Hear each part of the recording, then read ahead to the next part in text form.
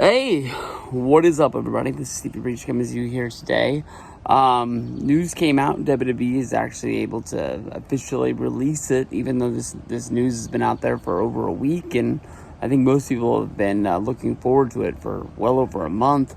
WWE was able to sign Gable Steveson, the gold medal winner from the 2021 Olympics that happened in Tokyo. Really good wrestler. Most people are going to sort of put him in a class of guys kind of like, Kurt Angle, maybe even a guy like Jack Swagger.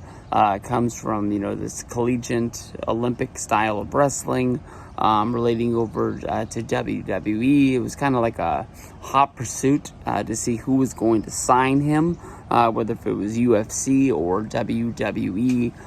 With the whole, kind of performance center thing, them able to, train him, bring him up properly, maybe even using him in NXT. I think that's the right way to bring him up, probably the best place for him to sign. UFC, if they were to sign him, him to be able to go off, find a place to train on his own, then, be put into fights. I don't think that's a big win-win situation for him, because the UFC's going to be wanting to bank on their buck and put him into fights, honestly, as soon as possible. Him coming from wrestling, not really having a training right there.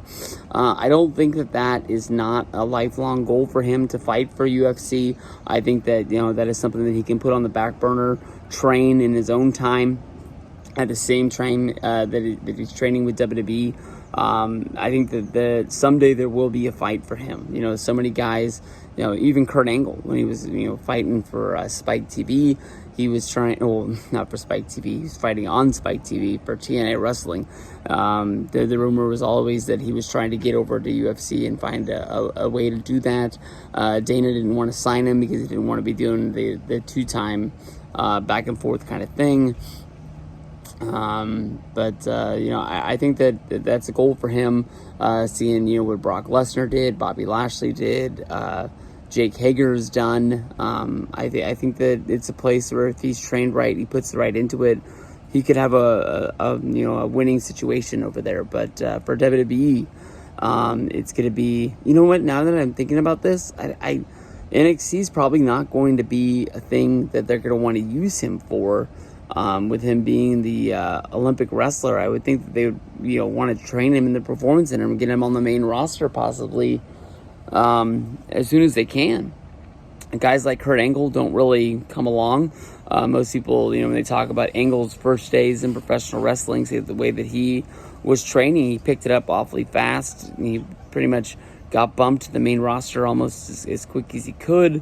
Went right into that kind of mid-card slot, won the championship within a year.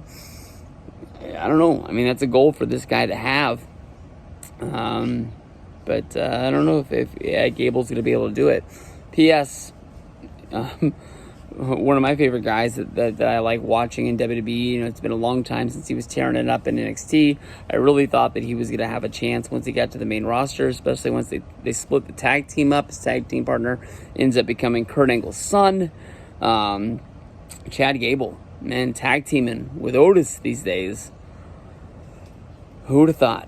I know a lot of people have said that his contract's up sooner than later, and maybe he'll find a new place to go, whether if it's a place like Ring of Honor, maybe that's a place like AEW. That roster's so huge, I'd be scared. I'd be scared if I'm anybody who's not a main event guy to sign with AEW, wondering, if they're going to have a place to use you. I mean, they've got some new shows coming out. They've got lots of, TV time, but if you're not a main guy, where do you really fit on that roster? God.